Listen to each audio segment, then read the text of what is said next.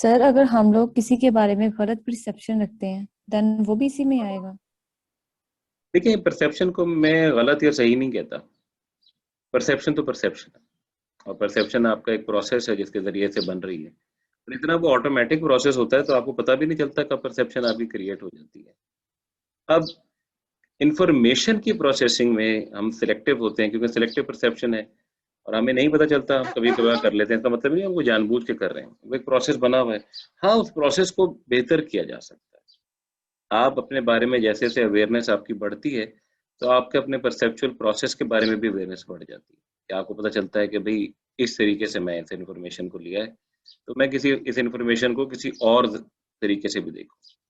आप अपने ब्रेन को थोड़ा इस मामले में ट्विस्ट करते हैं ताकि आपका ब्रेन जो है अदर पर्सपेक्टिव भी समझे, अंडरस्टैंड करे, ठीक है? तो उस लिहाज से आप अगर जब आपके अंदर ये अवेयरनेस आती चली जाती है, तो फिर आपको अपने परसेप्शन प्रोसेस के बारे में, दूसरों के परसेप्शन के प्रोसेस के बारे में एक बेहतर अंडरस्टैंडिंग डेवलप हो जाती है। ह्यूमन्स के बारे में बेहतर एक पर्सन है जैसे वो आपके साथ अच्छा बिहेव नहीं कर रहा। अब नॉर्मली लोग कहते हैं अच्छा भी अच्छा बिहेव नहीं कर रहा है एम्प्लॉयी तो फिर इसको वार्निंग दो, नहीं करता तो चलो भी ठीक है निकाल दो इसको। निकालना तो बड़ा एक आसान सा हल होता है ना, लेकिन असल प्रॉब्लम क्या है, क्यों नहीं बिहेव कर रहा है ऐसा? क्या वजूहात हैं, क्या कॉजेज़ हैं, उसको अंडरस्टैंड करना, ये एक बेसिकली इम्पोर्टेंट बात है ऑर्गेनाइजेशनल बिहेवियर के पर्सपेक्टिव से। हमारे घरों के अंदर भी हमारे कई रिलेशनशिप्स होते हैं। देखिए, आप जहाँ भी जाएँगे, चाहे प्रोफ़ेशनल रिलेशनशिप हैं, चाहे घरों में रिलेशनशिप हैं, उसके अंदर इंसानों के साथ आपके राब्ते हैं और इंसान कभी-कभार आपके खुद के भी ऊपर-नीचे हो जाते हैं, मूड्स हो जाते हैं, कभी कोई वजूहात है। इंसान पता नहीं खुद किसी परेशानी, किसी तकलीफ में गुज़र रहा हो और इसकी वजह से वो इस तरह का कड़वा हो जाए और वो कड़वाहट से गुफ्तगू करे। तो फिर हम कभी-कभार ये नहीं देखते कि वो क्यों कर रहा है। हम ये देखते हैं उसने किया है तो बस हम भी रिएक्ट कर जाते हैं। तो ये अंडरस्टैंड करना कौन अच्छा कई लोग बहुत ही अच्छे तरीके से एक्ट करते हैं, तो उसकी भी क्या वजूहात हैं और किस तरीके से उन बिहेवियर को हम ज़्यादा एनफोर्स कर सकते हैं। देखिए, अच्छे लोगों को रखना ऑर्गेनाइज़ेशन में, अच्छे लोगों के साथ रहना, अच्छे लोगों को के साथ काम करना। अच्छे लोग कभी-कभार रेयर होते हैं। आगे हम पढ़ेंगे जाके मैं आपसे डिस्कस करता हूँ अभी कि फिर अच्छे लोगों को किस तरीके से आप रखें, कि अच्छे लोगों को किस तरीके से करें ऑर्गेनाइज़ेशन के अंदर एंगेज, ये एक इम्पोर्टेंट चीज़ है। अच्छा, does OB matter? Do firms who do a good job managing organizational behavior concept become more profitable as a result? तो ये देखा गया कि जो ऑर्गेनाइजेशन इन कॉन्सेप्ट्स को ओबी के कॉन्सेप्ट इसकी एक अंडरस्टैंडिंग इसकी मैं आपके साथ शेयर करता हूँ। थ्योरी है एक resource based view of the firm कि क्या वाकई जो ऑर्गेनाइजेशनल बिहेवियर के इन मैटर्स को जो ऑर्गेनाइजेशन देखती हैं तो वो ज़्यादा प्रॉफिटेबल होती हैं। ज़ाहिर सी बात है हम प्रॉफिटेबल ऑर्गेनाइजेशन की बात कर रहे हैं तो प्रॉफिटेबल क्या वो प्रॉफिटेबल होती हैं? बहरहाल जब ऑर्गेनाइजेशन की हम बात करेंगे तो मैं आपसे और भी ऑर्गेनाइजेशन जिसमें गवर्नमेंट ऑर्गेनाइजेशंस हैं और एनजीओज़ और थर्ड सेक्टर है उसकी भी थोड़ी बहुत गुफ्तगू करूँगा आपके साथ। लेकिन इस बात का आंसर एक थ्योरी है जिसको हम कहते हैं resource based view of the firm. और resource based view of the firm ये कहता है कि पहली बात कितने किस्म के सर रिसोर्सेज होते हैं ऑर्गेनाइजेशन में? जी, जी बताएँ। सर सर स्लाइड शो नहीं हो रही।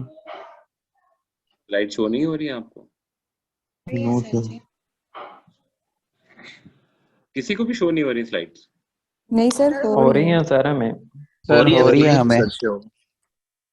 तो बाकी सब लोगों को हो रही हैं, अगर आपको नहीं हो रही तो बेटे आप देखो आपका कोई सेटिंग वगैरह का मसला तो नहीं है कहीं? अच्छा मुझे ये बताएं कि एक ऑर्गेनाइजेशन में कितने टाइप्स ऑफ रिसोर्सेज होते हैं? What are the different types of resources in the organization? अगर आप चैट में लिखना चाहें तो आप चैट में भी लिख सकते हैं, मैं वहां से पढ़ लूंगा। समीउर रहमान सर, आयज नहीं आ रहा, ये क्या आपने क्या लिखा है? आवाज आवाज नहीं आ नहीं रही। आ रही है। मेरी आवाज नहीं आ रही आपको? हमें आ रही है लेकिन उन्हें नहीं आ रही। अच्छा उन्हें नहीं आ रही, ठीक हो गया। अच्छा मैं आपसे कह रहा था कि what are the different types of resources in the organization? Anyone who would like to either they can write in the chat box or they can tell.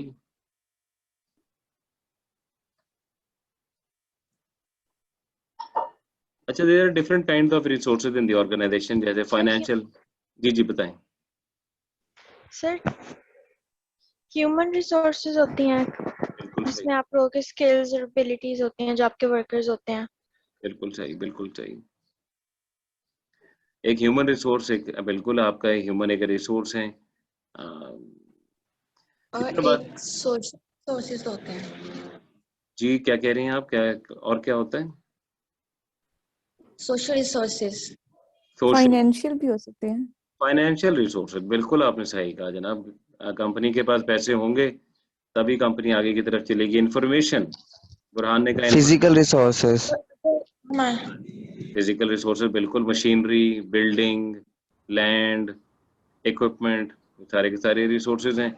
और अगर कोई ऐसा रिसोर्स है जो कि रेयर है, अगर देखें रिसोर्स तब आपकी कंपनी के लिए वैल्यूएबल बनता है उसके अंदर दो बातें अगर हो, अकॉर्डिंग टू दिस थ्योरी। एक, वो रेयर हो, ऐसा रिसोर्स हो जो कि बाकियों के पास ना हो, या हो तो बहुत कम हो। और इनिमिटेबल हो, इनिमिटेबल का मतलब कि उसको कॉपी करना बड़ा डिफिकल्ट हो। अगर ये दो बातें होंगी तो रिसोर्स जो होगा वो आपके लिए वैल्यूएबल हो जाएगा। मतलब अगर डायमंड्स हैं और डायमंड्स रेयर हैं, तो किसी के पास अगर डायमंड्स की माइंस हैं तो ये रिसोर्स उसके लिए रेयर हो जाएगा। और कोई ऐसे टेक्नोलॉजी आपके पास है जिसको बड़ा डिफिकल्ट है कॉपी करना, तो आपके पास ये भी आपके रिसोर्स को वैल्यूएबल रिसोर्स बना देगा। तो रिसोर्स का वैल्यूएबल होने के लिए शर्त ये है कि वो रेयर हो और इनिमिटेबल हो। ठीक है।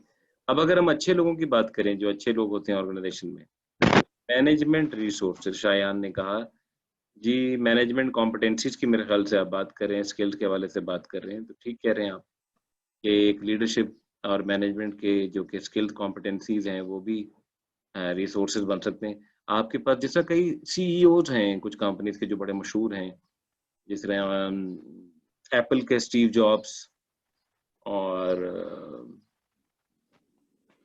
टेस्ला कंपनी के जो सीईओ हैं, उनका नाम क्या है,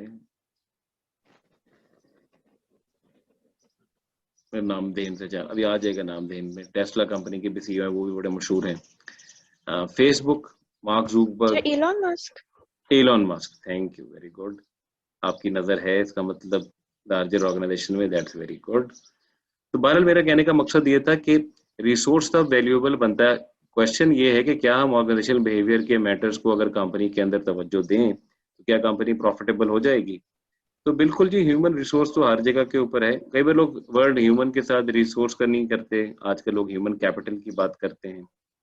बुनियादी बात यह है कि अगर वो रिसोर्स आपके लिए रेयर है, मसलन जो शख्स आपके लिए काम कर रहे हैं उनके पास ऐसी कॉम्पिटेंसीज हैं, ऐसे स्किल्स हैं जो कि इस तरह मार्केट के अंदर आपके पास अवेलेबल नहीं है, तो वो ह्यूमन रिसोर्स जो होगा या वो पर्सन जो होगा आपके लिए वैल्यूएबल हो जाएगा। दूसरी बात, इनिमिटेबल। अच्छा, ह्यूमंस इनिमिटेबल कब बनते हैं, कब उनकी डिफिकल्ट टू बेसिकली अगर आप रिप्लेसमेंट करना डिफिकल्ट हो जाता है? एक तो ह्यूमंस एक हिस्ट्री शेयर करते हैं, अगर उनकी एक हिस्ट्री हो ऑर्गेनाइजेशन के अंदर, number of years of experience है, और उसके अंदर उन्होंने प्रोग्रेसिव एक्सपीरियंस है, उन्होंने काम भी किया है, सीखा भी है और प्रोग्रेस भी की ऑर्गेनाइजेशन के अंदर, तो उनकी एक हिस्ट्री एग्जिस्ट करती है, उनकी एक मेमोरी एग्जिस्ट करती है ऑर्गेनाइजेशन के हवाले से, उसको रिप्लेस करना थोड़ा डिफिकल्ट होता है। Then humans also take numerous small decisions throughout the day in the organization.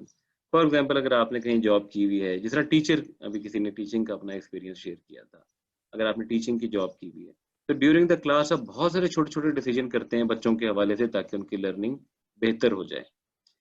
आप, और ये कहीं डॉक्यूमेंटेड तो नहीं होता कि इस तरह करना है, आपको तो एक लेसन प्लान देते हैं और लेसन को आपने एग्जीक्यूट करना है, वो तो एक डिसीजन है, लेकिन उस लेसन को कैसे आप एग्जीक्यूट कर रहे हैं, बच्चों की कंसर्न को कैसे देख रहे हैं, कैसे एड्रेस कर रहे हैं, उसके लिए आप बहुत सारे डिसीजन करते हैं थ्रू आउट द डे।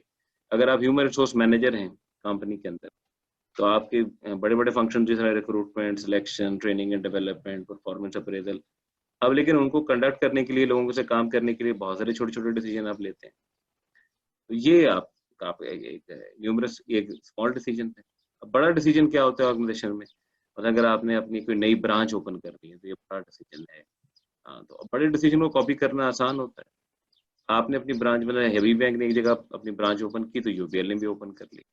अब लेकिन वहां जाके, उन ब्रांचेस में जाके कस्टमर का एक्सपीरियंस क्या हो रहा है, उसके लिए मैनेजर बहुत सारे छोटे छोटे डिसीजन लेते हैं।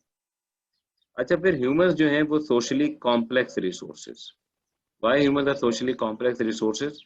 बिकॉज सोशली कॉम्प्लेक्स रिसोर्स का मतलब ये है कि ह्यूमंस जब दूसरे लोगों के साथ काम करते हैं, जो अच्छे लोग हैं इस तरीके के साथ, वो अपना एक टीम वर्क डेवलप कर लेते हैं, एक अपना कल्चर डेवलप कर लेते हैं, एक म्यूचुअल ट्रस्ट डेवलप हो जाता है, एक दूसरे के ऊपर जो है वो काम करने का जो है एक एनवायरनमेंट क्रिएट कर लेते हैं एक दूसरे के साथ, इसके अंदर वो और बेहतर तौर से काम कर सकते हैं। उस टीम कॉम्बिनेशन में रहकर आपको बड़ा काम करने का आप एंजॉय करते हैं, आपको अच्छा लगता है। तो अगर ये चीजें हों उन ह्यूमंस में कि उनकी हिस्ट्री हो जो प्रोग्रेसिव हो, उसके अंदर उन्होंने ऑर्गेनाइजेशन के अंदर कंट्रीब्यूट किया हुआ हो, और बहुत सारे न्यूमरस स्मॉल डिसीजन लेते हो जिससे ऑर्गेनाइजेशन की वर्किंग बेहतर होती हो, और एक अच्छा कल्चर, एक अच्छा ट्रस्ट, अच्छा टीम वर्क डेवलप करते हो, उस वजह से एक ह्यूमन रिसोर्स जो है वो इनोवेटेबल हो जाता है। तो इसलिए ऑर्गेनाइजेशन के लिए जो अच्छे लोग हैं वो इसलिए वैल्यूएबल रिसोर्स होते हैं क्योंकि वो रेयर होते हैं और वो इनोवेटेबल होते हैं, डिफिकल्ट टू कॉपी होते हैं। और इनोवेटेबल क्यों होते हैं? क्योंकि उनकी एक हिस्ट्री है, ऑर्गेनाइजेशन हिस्ट्री है, and they take many small decisions to smoothly work in the organization, and they are socially complex in that regard. They are developing trust, they are developing teamwork, they are developing a good environment and a rapport in the organization. Okay, ये resource based view of the firm. Okay जी, ये तो Canada की बात हो गई। The rule of 1/8. So what is so hard? अगर इतनी आसान बात है, ह्यूमन रिसोर्स बड़े वैल्यूएबल होते हैं, तो ऑर्गेनाइजेशन क्यों नहीं ह्यूमंस के ऊपर इस तरह तवज्जो देती है और क्यों नहीं अप्लाई करती? इसकी क्या वजह है? कौन पढ़ेगा? Anyone who would like to read the rule of 1/8? आप में से कोई पढ़े?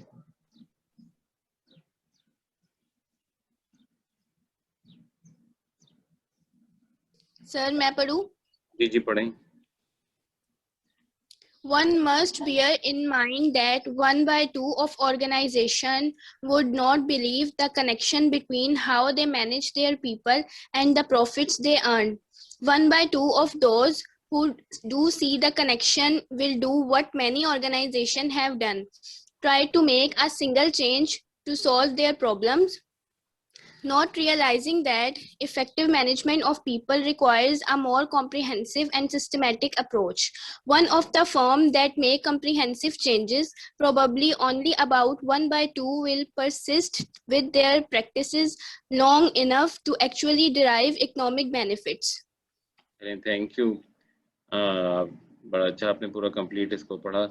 और रूल ऑफ 1/8 का मतलब है कि 1/2 multiply 1/2 multiply 1/2 is equal to 1/8। ये कोई ऐसी कोई परफेक्ट मैथ तो नहीं होती, एक अंदाजे के साथ किसी ने अपना बना दिया है। उसका मतलब ये कि about half of the organization जो है वो इस बात पे बिलीव ही नहीं करती कि पीपल और प्रॉफिट का आपस में कोई लिंक है।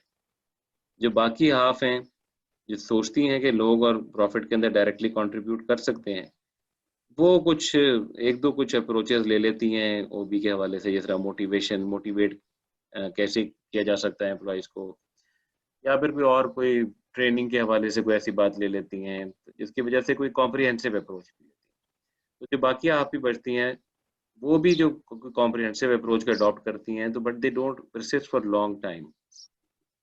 देखिए, इंसानों के अंदर तब्दीली आने में, ऑर्गेनाइजेशन में तब्दीली आने में एक टाइम लगता है, एक प्रोसेस होता है।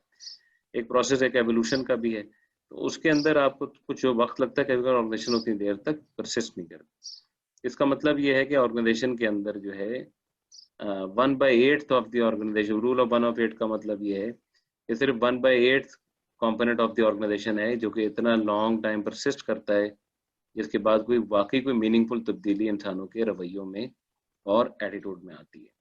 अदरवाइज लोग जो है नॉर्मली शॉर्ट टर्म अप्रोच लेते हैं जिसकी वजह से उनको उस तरह की सक्सेस नहीं मिलती। ओके जी, how do we know, what do we know? हम अभी तक आपसे ऑर्गेनाइजेशनल बिहेवियर के मुख्तलिफ कॉन्सेप्ट के हवाले से बात की, रिसोर्स बेस्ड व्यू के हवाले से बात की, लेकिन हमें जो चीज़ें मालूम हो रही होती हैं अब वो कैसे मालूम हो रही होती हैं? How do we know about what causes people to get sick? लोग क्यों बीमार हो जाते हैं? क्या ख्याल है आप लोगों का? सर वर्कलोड, अगर ऑर्गेनाइजेशन की बात करें तो वर्कलोड, डिप्रेशन, स्ट्रेस, ओवरथिंकिंग। सही सही। वर्कलोड ज़्यादा बढ़ जाए, डिप्रेशन और की तरफ लेकर जाए और स्ट्रेस की तरफ लेकर जाए, तो ये लोगों को बीमार कर देता है। मोटिवेट ना किया जाए इंसान को। और आजकल तो लोग पैंडेमिक की वजह से भी हो जाते हैं बीमार थोड़े से। जी सर, ये भी इश्यूज हैं। डाइट का भी बहुत इम्पोर्टेंट है और फिजिकल एक्टिविटी। बिल्कुल सही आपने कहा। तो और तो ये बातें जो आपने बताई ये आपको कहाँ से पता चली?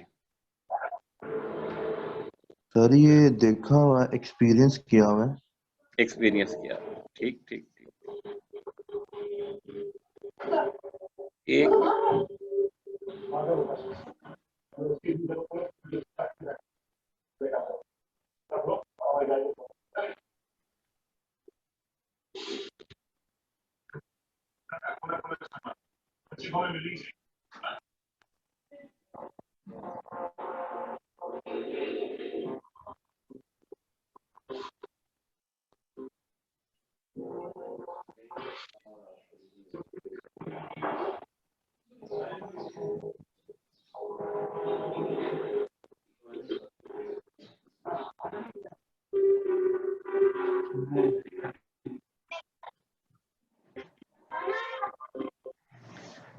Okay ji.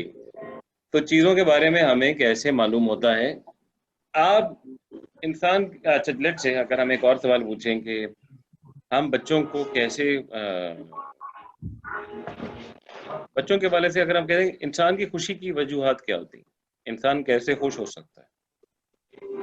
What are the reason जब ऑफ इंसान सेटिस्फाई हो जाए किसी कंडीशन से, आई थिंक सो तब वो खुश होता है। जब कुछ चीजें उसके आप मुताबिक हों तब वो खुश होता है। आपको कौन सी बातें हैं, कौन सी चीजें जो खुशी देती है? वो चीजें जिनसे मैं सेटिस्फाई हो, जो वो चीजें जो मतलब मेरे मुताबिक हो रही हूँ, अगेंस्ट मेरे ना हो रही हूँ, वो मुझे खुश देती हैं। खुशी देती है। ओके जी।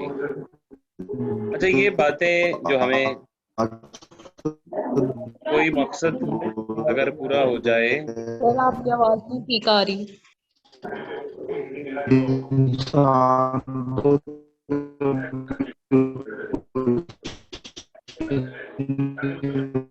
सर की आवाज ठीक है, किसी का माइक ऑन है। Voice is testing, voice is testing, voice is testing. जी बिल्कुल, किसी का माइक ऑन है तो वो माइक जरा प्लीज ऑफ कर लें अपना।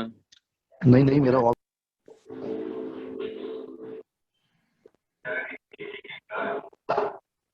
अच्छा जी, तो मैं आपसे ये बात कह रहा था कि जिस तरह आप लोगों ने अभी एक्सपीरियंस अपनी बात शेयर की, तो हम चीज़ों के बारे में मुख्तलिफ ज़रियों से इंफॉर्मेशन हमें मिलती है और उसमें मेथड ऑफ नोइंग एक्सपीरियंस, क्या आपका एक्सपीरियंस हुआ उस हवाले से, तो फिर आपके बारे में उस इन चीज़ के बारे में इंफॉर्मेशन आपके पास आ जाती है।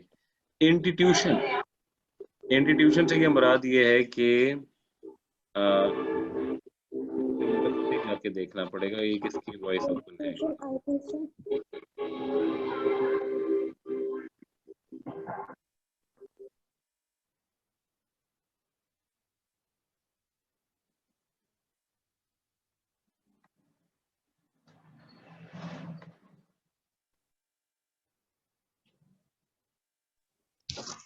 सहरिश का माइक ऑन है।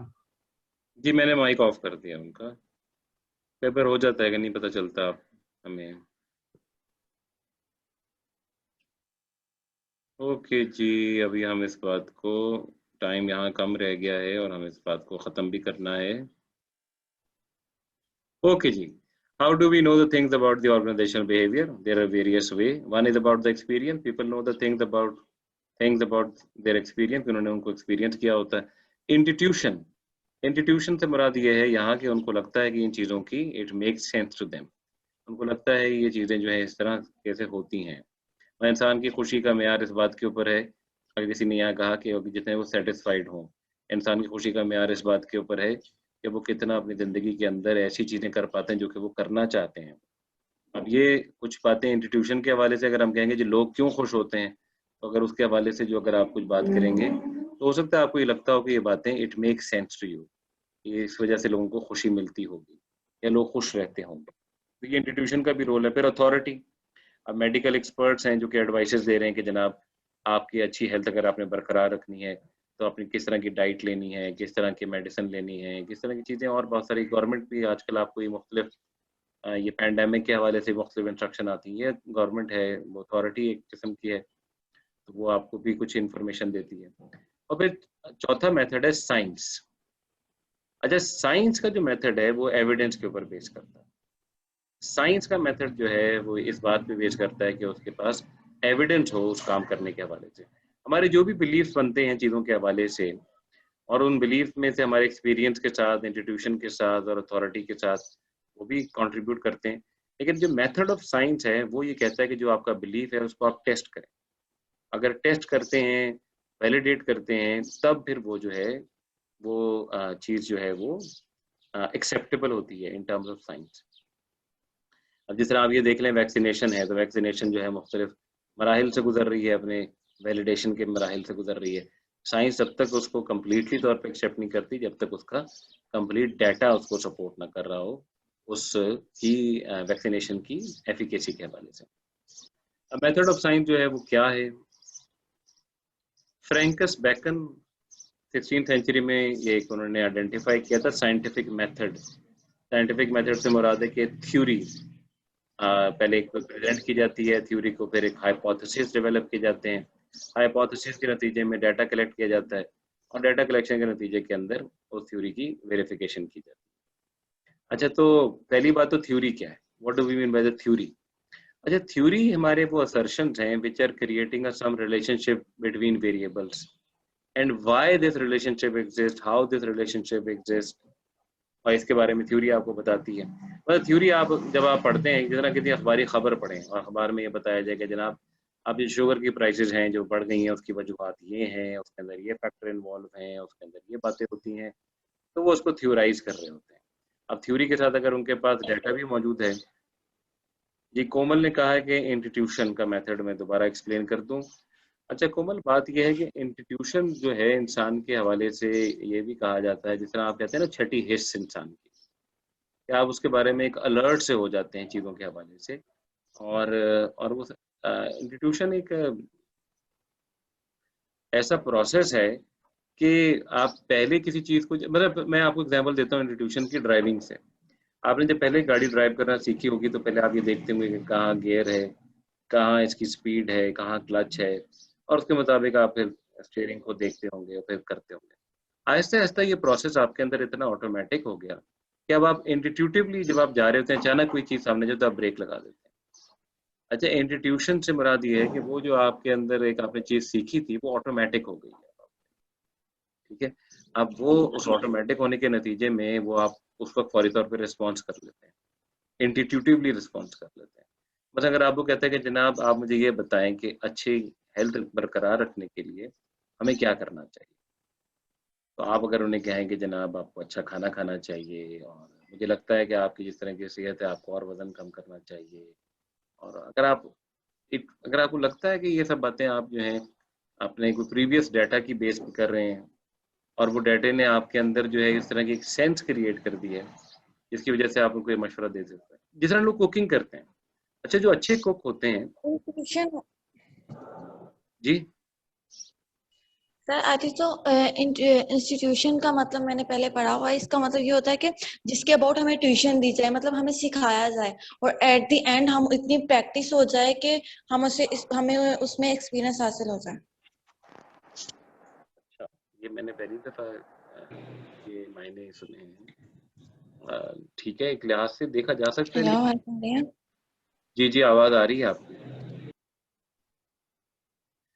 तो इंस्टीट्यूशन से मुराद आप ये सही कह रहे हैं। जिस तरह आप देखते हैं कि इंस्टीट्यूशन डेवलप हो जाती है, जो मास्टर जिन्होंने जो बात की, जिस तरह मैं कुकिंग की बात कर रहा था, जो लोग पहले कुकिंग शुरू करते हैं वो सारे उसकी चीज़ें सीखते हैं, ऐसे तरह इंस्टीट्यूटिवली वो जान लेते हैं कि अच्छे जायके करने के लिए हमें क्या क्या चीज़ें करनी पड़ेंगी, यानी उनको एक सेंस क्रिएट हो जाती है अबाउट दैट थिंग। तो इंस्टीट्यूशन उस सेंस के अंदर कहा कि इंस्टीट्यूशन की बेस के ऊपर भी कभी कभार लोग डिसीजन करते हैं या कोई बिलीफ बना लेते हैं, ठीक है।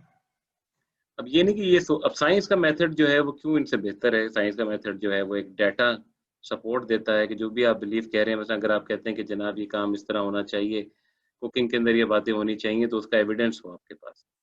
आप जो बात कर रहे हैं उसका कोई सबूत हो, उसके कोई ऐसे शवाहिद हों जिसकी बुनियाद के ऊपर वो बात की जा रही हो, तो ये साइंटिफिक मेथड है, जो कि इस बुक के अंदर भी इस्तेमाल होगा।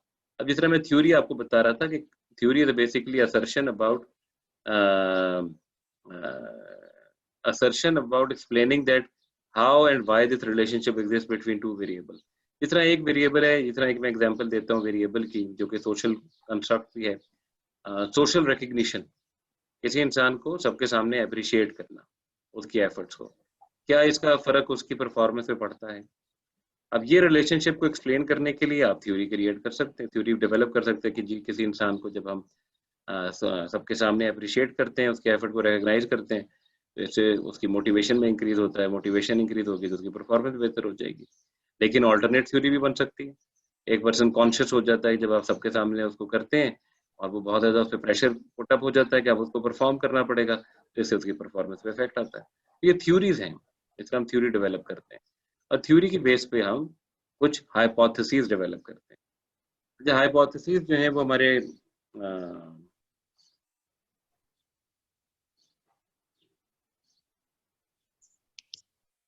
हाइपोथेसिस हमारे टेस्टेबल स्टेटमेंट्स होते हैं जिनको हम टेस्ट कर सकें।